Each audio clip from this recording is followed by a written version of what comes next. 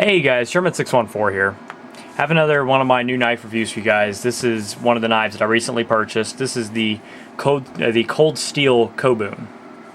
Now, I know there are already a lot of reviews already on this knife here on YouTube, but you know, like a lot of my reviews, yeah, the knife is very popular, but I still want to get my opinion out there to you guys, because my opinion may be different to some other guys. I may bring up a point that, you know, one of you guys may have been wanting to hear, or, you know, whatever.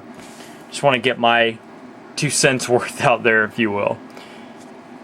So let me start out with the box. This is what you get. Cold Steel High Performance Knives, Kobun. Very nice picture. I always like Cold Steel's boxes. They always have the nice like metallic blue. But anyway, this is Kobun number 17T. On that side. On the back is an advertisement for the warranty and solid proof DVD, which I have. And then it says, caution.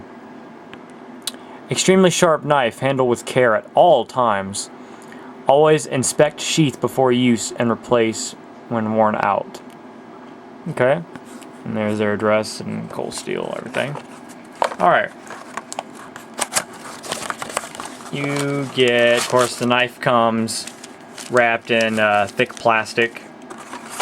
And the blade was separate from the sheath. And the blade was actually enclosed in this piece of cardboard.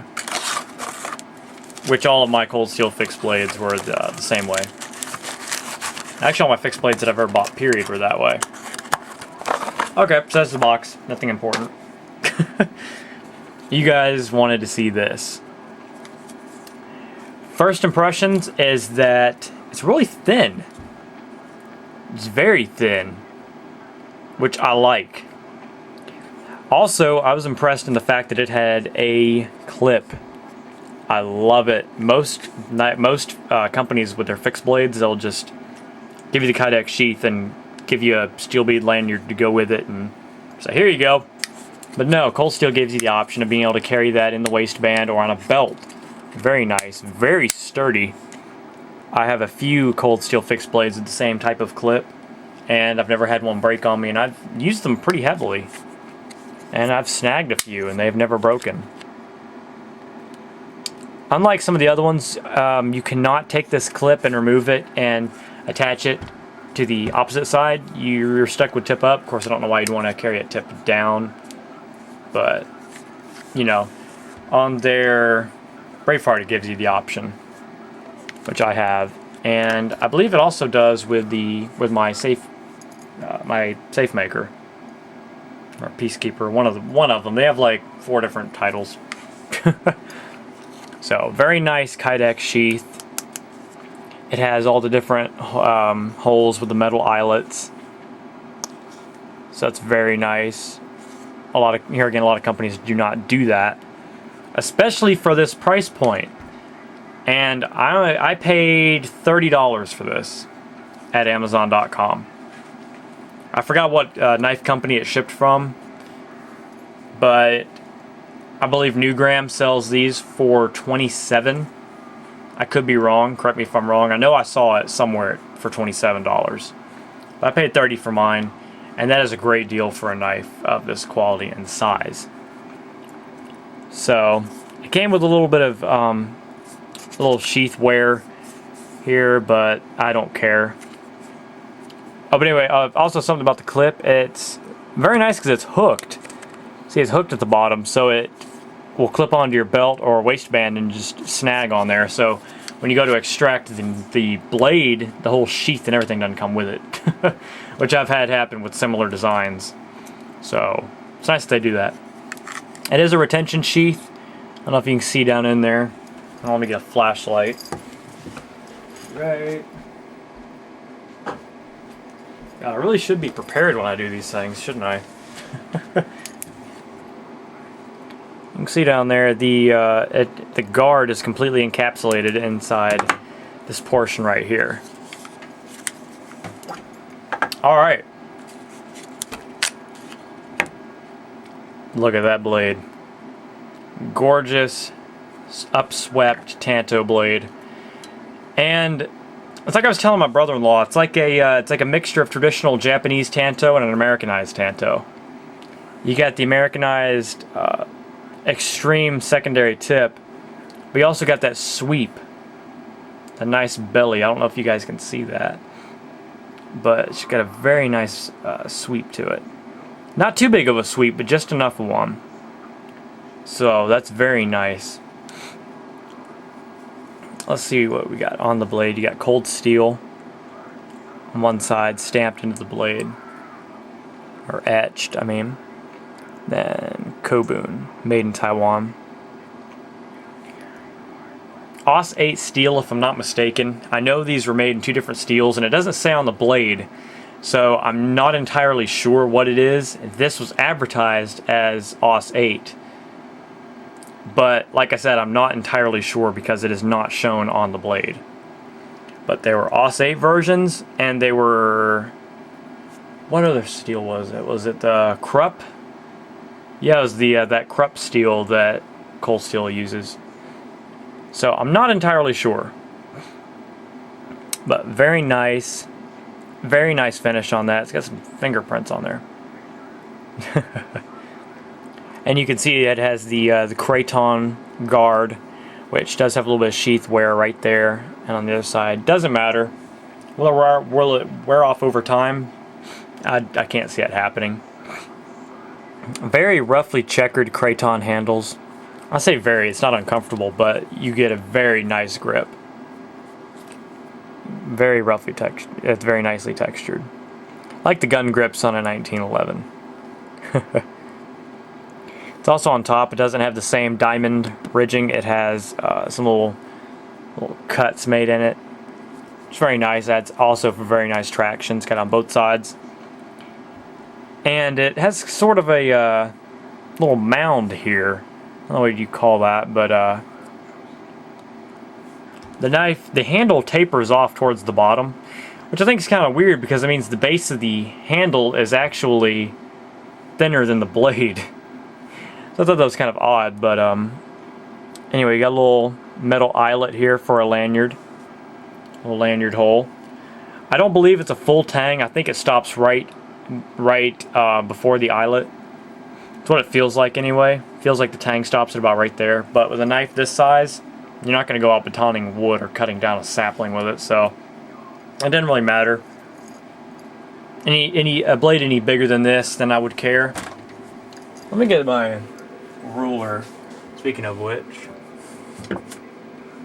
is right here. Measure the blade for you guys. Blade length is almost right at 5.5 inches. Right at 5.5. You get a 5-inch cutting surface though. So the actual cutting edge is 5.5. That is including the secondary edge as well. Otherwise known as the yokote, if I'm not mistaken. I probably am. Handle length is 4.5 inches. So you get a longer blade than you get a handle.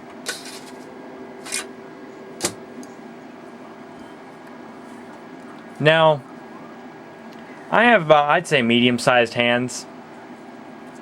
Here's how it looks in my hand. Now, if I were to choke up like on a saber grip, I'm trying to get all this in frame. I don't usually review fixed blades. I could stand this to be wider at the bottom, like maybe the same shape all the way down instead of that tapered off look there. I just think the handle could be a tad bit bigger for my hand. Now, like I said, that is going to vary from person to person. That's just my hand size preference to this knife.